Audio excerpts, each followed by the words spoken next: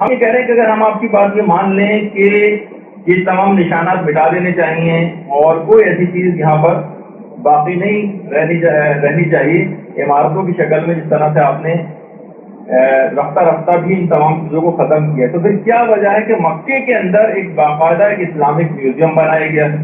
یعنی وہاں سے تو آپ ساری چیزیں ختم کر رہے ہیں، مکے کے اندر باقاعدہ ایک اسلامک میوزیم، اور اس کے اندر وہ تمام چیزیں جو مثلا مقام ابراہیم بعد میں وہ تبدیل کرتے تھے، پچھلے والا مقام ابراہیم یہاں پر لوگ ریگولر وزٹ کے لیے بھی آتے ہیں، جو آتے ہیں وہ یہاں پر کھڑے ہو کر دعا بھی مانگ سکتے ہیں. تو کیا وجہ ہے کہ وہاں تو آپ نہ اس کو ہاتھ لگانے دیتے ہیں نہ چومنے دیتے ہیں، تو وہی چیز یہاں پر بھی آ کر سکتے ہیں. تو اس کو آپ نے کس دلیل سے پریزرو کیا ہوا ہے؟ اور صرف یہ نہیں بلکہ خانہ کعبہ کے جو پرانے دروازے تھے وہ بھی اس میوزیم کے اندر رکھے ہوئے ہیں، یہاں پہ لوگ آ سکتے ہیں، یہاں پہ بھی کھڑے ہو کر دعائیں مانگ سکتے ہیں ان کے وسیلے سے یا ان کے تبرک حاصل کر کے ان سے. اسی طریقے سے جو خانہ کعبہ کے جو اور دروازے وغیرہ ہیں وہ بھی یہاں پر رکھے ہوئے ہیں. خانہ کعبہ کے دروازے کی چابی وہ اس میوزیم کے اندر ہے. کہ یہ کس دلیل سے آپ نے یہاں پر پریزرو کر رکھے ہیں؟ جب ہر چیز اور آثار کو آپ نے مٹانے کا تجزیہ کیا ہو تو یہ کس دلیل سے یہاں پر ہے؟ اسی طرح سے جو زمزم کا کنواں ہے اس کے اندر جو ایک اسٹرکچر تھا جس سے وہ ڈول وغیرہ کھینچ کے پانی نکالا جاتا تھا وہ بھی اس میوزیم کے اندر. تو بہرحال یہ تمام چیزیں پھر کس دلیل سے؟ اچھا، ان لوگوں نے کوئی دلائل کو دیکھ کر کوئی نظریہ نہیں بنایا بلکہ خود سے ایک انحرافی نظریہ ایجاد کیا ہے اور اس کے بعد دلائل کے سلسلے میں جعل سازی کرنے شروع کی. اچھا، رسول کی بعثت سے بہت پہلے بلکہ پیدائش رسول سے پہلے دنیا کے مختلف حصوں میں انبیاء ماسلف کے مزارات تھے، ان کی قبور تھی. پیغمبر تو آخری نبی ہیں نا، اس سے پہلے پیغمبر سے کتنے انبیاء گزر چکے ہیں. نہ صرف یہ کہ ہمیشہ سے ان کی قبروں پر صاحبان موجود ہیں، ان کی قبروں پر عمارتیں بنی ہوئی ہیں، بلکہ ان کی قبروں پر گنبد بھی بنے ہوئے ہیں. مثلا جو شوش یا سوس بھی اس کو کہا جاتا ہے، شوش دانیال، یہ حضرت دانیال جو پیغمبر خدا ہے ان کی قبر ہے. یہ بہت گونج رہی آواز، اس کو تھوڑا کم کریں. جو حضرت دانیال کی قبر ہے وہ یہاں پر ہے خوزستان جو ہے ایران کا، وہاں پر جو ہے گنبد اور پوری عمارت اس کے اوپر بنی ہوئی ہے اور باقاعدہ اس کے اوپر چھت بھی ہے، سائبان بھی ہے، گنبد بھی بنا ہوا ہے، قبہ بھی بنا ہوا ہے اور یہ ہمیشہ سے چلی آ رہی ہیں قبریں. اسی طریقے سے عراق میں حضرت صالح اور حضرت ہود کے مزارات ہیں. وہاں پر عراق میں ان کے اوپر بھی اگر آپ دیکھیں یہ حضرت صالح اور حضرت ہود کی قبریں جو پیغمبر خدا، اس کے اوپر چھت بھی ہے، سائبان بھی ہے، یہ تمام چیزیں. اس کے علاوہ حضرت یونس کی بھی وہاں پر مزار آج کی جو ہے مرجع خلائق ہے. اس کے علاوہ اگر اسرائیل میں ہم دیکھیں تو حضرت ابراہیم کی جو قبر ہے، حضرت ابراہیم اس کے اوپر پوری ایک عمارت بنی ہوئی ہے، اس کے اوپر پورا ایک گنبد جو ہے وہ بنا ہوا ہے اور یہ ہمیشہ سے چلی آ رہی ہیں یہ تمام چیزیں. اس کے علاوہ خود اسرائیل میں حضرت اسحاق کی قبر بھی جو مقبوضہ اردن کا علاقہ ہے، اس کے علاوہ یہ حضرت اسحاق کی قبر ہے. اس کے علاوہ یہ جو قبر ہے یہ حضرت یعقوب علیہ السلام کی قبر اور حضرت یعقوب کے ساتھ ہی یہ حضرت یوسف علیہ السلام کی بھی قبر. تو ان کے جو اجساد مطہرہ حضرت موسیٰ نے مصر سے ان کے جسموں کو بیت المقدس منتقل کیا ہے اور آج بھی ان کی قبریں مقبوضہ اردن کے علاقے کے اندر موجود ہیں. ان سب پر عمارتیں ہیں، ان سب پر گنبد. اور مکے میں حضرت اسماعیل اور حضرت ہاجرہ کی اور حضرت اسماعیل کی بیٹیوں کی قبریں ہجر اسماعیل کے اندر ہے. جو گول دیوار آپ کو نظر آ رہی ہے، اس گول دیوار میں حضرت اسماعیل کی قبر ہے، حضرت ہاجرہ کی قبر ہے اور اس کے علاوہ حضرت اسماعیل کی بیٹیوں کی قبریں اس کے نیچے خانہ کعبہ کے صحن میں. اگر یہ سب حرام تھا اور ان کے پاس کھڑے ہو کر جو ہے وہ نماز پڑھنی جائز نہ تھی تو پھر کیا وجہ ہے کہ ان کی قبروں کا طواف بھی کیا جاتا ہے؟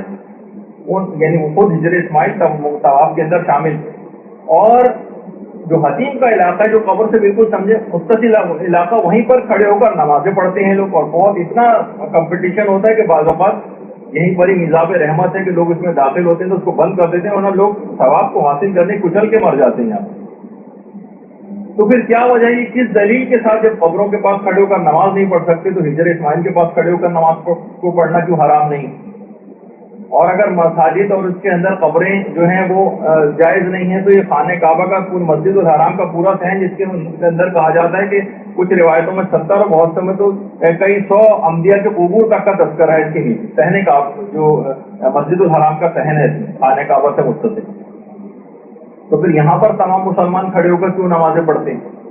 تو بہرحال تو پیغمبر اسلام کا آپ نے دیکھا کہ پیغمبر سے پہلے ہی تمام انبیاء موجود تھے، ان کی قبروں پر ہمیشہ سے قبے اور گنبد یہ چلے آ رہے ہیں، لیکن پیغمبر نے کبھی ان پر بنی ہوئی عمارتوں کو مسمار نہیں کروایا، کوئی حکم انہوں نے نہیں دیا، نہ اپنے کسی اصحاب کے ذریعے حکم دیا، نہ وہاں پہ جو ان علاقوں کے اندر افراد رہتے تھے ان کو حکم دیا کہ جاؤ اور جا کر انبیاء کے قبور پر جتنی بھی عمارتیں اور جو گنبد اور قبے بنے ہوئے ان سب کو جا کر مسمار کر دو۔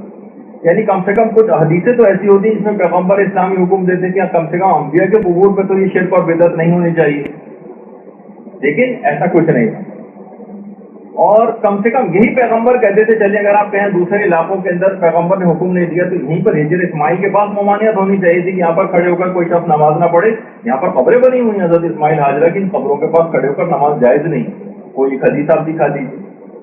تو یہ پیغمبر یہ کر سکتے تھے کہ ان کی اجسام جو ہے کسی جگہ منتقل کروا دیتے، جیسے کہ حضرت موسیٰ نے اتنے سارے انبیاء کے اجسام جو ہے مصر سے جو ہے وہ بیت المقدس اور مقبوضہ اردن کے علاقے میں منتقل کروائے کہ بھائی یہاں پر نمازیں پڑھی جاتی ہیں، ان کی قبروں کے پاس کھڑے ہو کے نمازیں جائز نہیں، تو لہٰذا ان کے جسموں کو یہاں سے کسی اور جگہ منتقل کیا جائے۔ پیغمبر یہ کر سکتے تھے، نہیں کیا۔ اور صرف بات صرف یہیں تک نہیں رہی، حضرت ایوب جو پیغمبر خدا ان کی قبر جو ہے بصرہ میں، یہ آپ کو بڑی سعادت حاصل ہو رہی ہے کہ آپ جو ہے اپنے تمام انبیاء کے قبور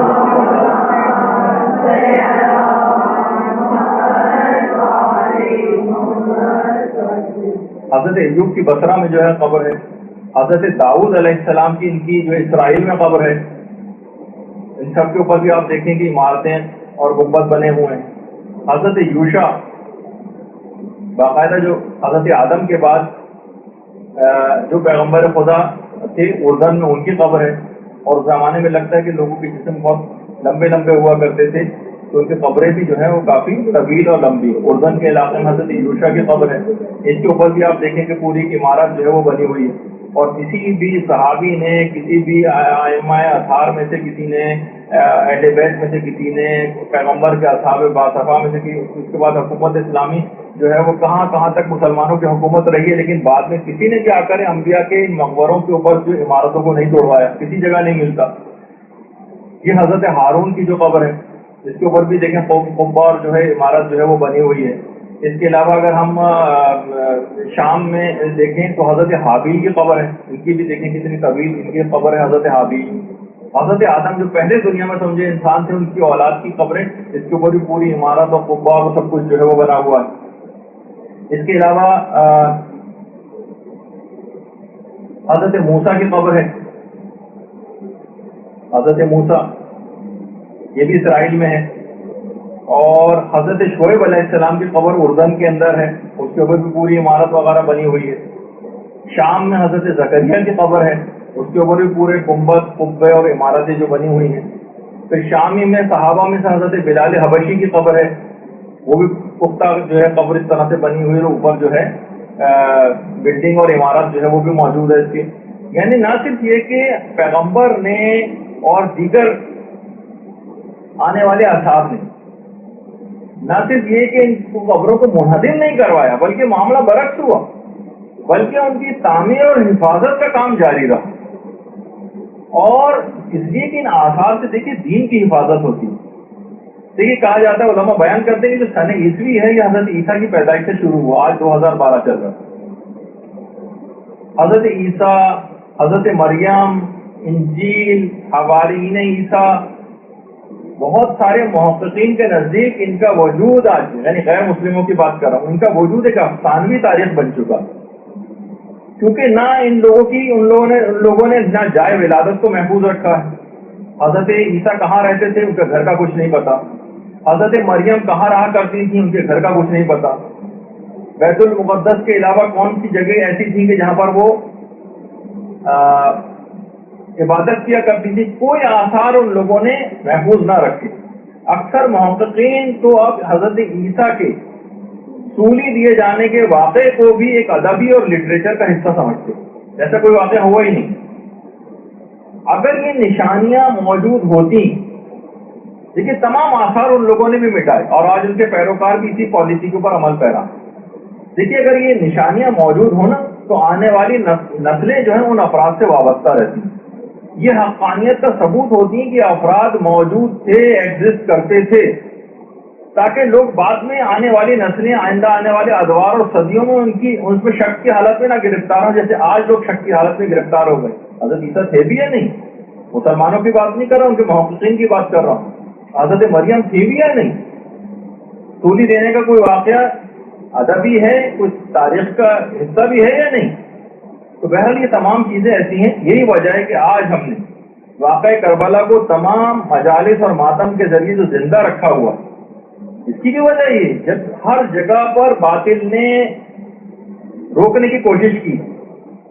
वरना आप खुद सोचिए कि रेगिस्तान या जंगल और बयाबान में जो वाक़या करबला पेश आया था, कब का एक तारीखी अफसाना करार दे दिया जाता अगर हम उसको मजालिस और मातम के जरिए बरकरार न रखते। कब का वो कह के खत्म कर देते, लेकिन हमने इस तरीकों से बाकी रखा। रसूल से मंसूब जो चीजें 1400 साल से पैगंबर की हक़ानियत का सबूत है। देखिए हजरत ईसा कितनी बड़ी ईसाई दुनिया है, लेकिन उन्होंने कोई चीज प्रिजर्व नहीं की, लेकिन वो के बातिल अकीदे के ऊपर थे, वो चीजें मिटाते चले गए। आज एक अफसानी चीज समझी जाने लगी, लेकिन 1400 साल गुजर गए। पैगंबर का हमें पता है कहाँ पैदा हुए, पैगंबर का हमें पता है कौन सी गार में, मतलब गार हिरा में कहाँ इबादत करते थे, गार सौर के अंदर मुझे क्या वाक़या पेश आया था, पैगंबर कहाँ पर नमाज पढ़ते थे, ये तमाम जगह मौजूद हैं। कहाँ सुपुर्द खाक हुए, उनके खानदान और घर वालों की कबूर जो है कहाँ कहाँ हैं। लेकिन अब खास वक्त से गुजरने के साथ साथ उन चीज़ों को मिटाया जा रहा है, ताकि आने वाली सदियों के अंदर इनके आसार बिल्कुल महव हो जाए।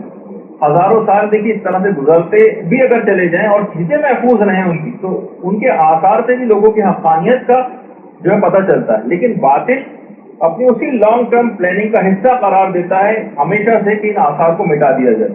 यहूद और नसारा ने भी देखिए खास साजिश के तहत इन आसार को महफूज नहीं किया, और आज भी उनके वही ज़रख़रीद इसी पॉलिसी पर अमल पैरा है और मुसलसल आसार को खत्म करते चले जा रहे हैं।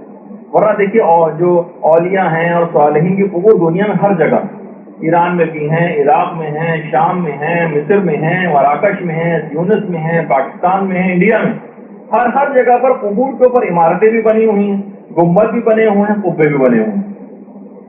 अच्छा, अगर आप मान भी लें कि सब चीजें हराम थी, तो फिर आप बताइए कि कब्र रसूल के ऊपर ये गुम्बद खजरा ये क्यों अभी तक आपने बाकी रखा हुआ है? अगर आप कहें कि हमें लोगों का डर है कि अगर हम इस कुब्बे को बेकर ढाएंगे तो लोग हमारे खिलाफ बहुत ज्यादा हो जाएंगे, तो हम फिर ये आपसे पूछेंगे कि आपने तक़य्ये का नजरिया कब से इख्तियार कर लिया? आपके मज़हब में तो तक़य्या करना हराम है, लोगों को खौफ की वजह से बहुत सी चीजें इस तरह की बर्दाश्त करना। और अगर ये तक़य्या आपके यहाँ जायज था, तो ये तक़य्या आपने बकी की कब्रें गिराने में क्यों नहीं इस्तेमाल किया? तो देखिए, अगर ये जो कहा जाता है ना कि जो अगर आप ये कहें कि भाई कब्रों के ऊपर इमारत नहीं होनी चाहिए, खुला होना चाहिए, तो रसूल अल्लाह को उनके हुजरे में क्यों दफन किया गया? क्या रसूल अल्लाह जिस कमरे में अपने हुजरे में दफन हुए तो उसकी छत नहीं थी? उसकी छत भी थी। पैगंबर इस्लाम जिसके अंदर मदफून है,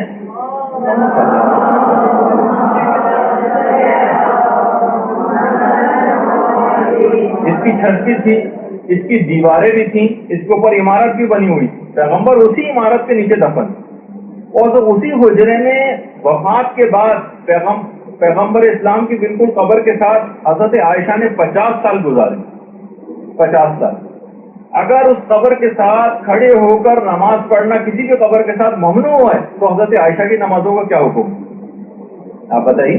हज़रत आयशा जिस हुजरे के अंदर मौजूद थी, वहीं पर पैगंबर इस्लाम की कब्र थी, और हुजरे उस जमाने में छोटे छोटे होते थे, कब्र के बिल्कुल करीब बैठकर नमाजें पढ़ती होंगी, तो फिर वो नमाजें किस तरीके से पढ़ती थी? अगर नमाजें कब्र के पास खड़े होकर पढ़ना जायज है, कब्र को किबला तो कोई भी नहीं बनाता है ना, हाँ उसके साथ खड़े हो जाते, उसमें तो कोई हराम की बात नहीं।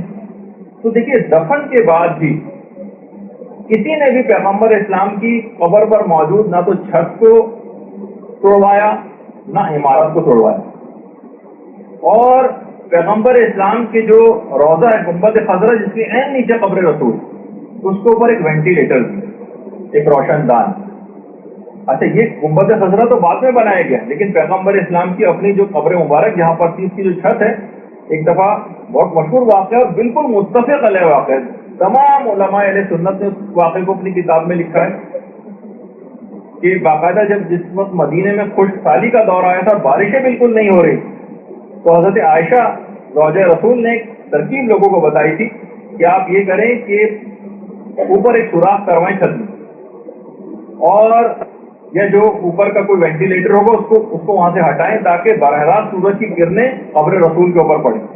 لوگوں نے جب ایسا کیا اور سورج کی کرنیں قبر رسول پر پڑی تو اسی وقت گھٹا ٹوپ بادل آئے اور اسی وقت موسلادھار بارش جو ہے وہ شروع ہو گئی مدینے میں، اور پورا مدینہ جلسہ ہو گیا.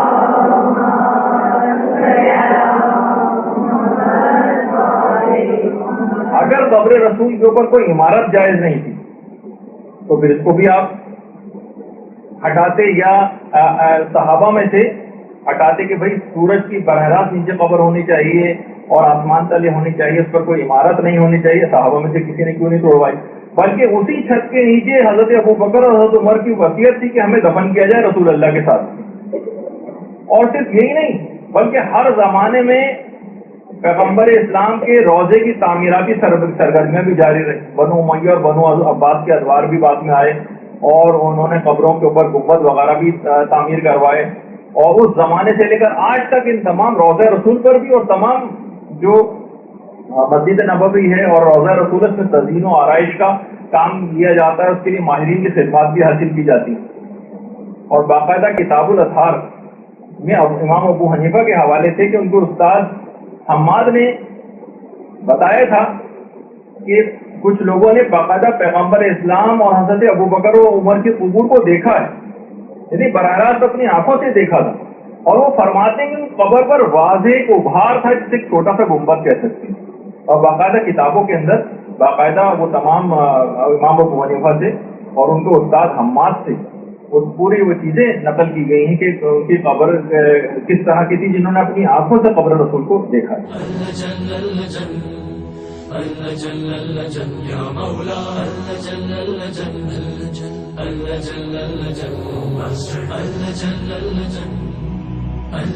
يا صاحب السماء اللجن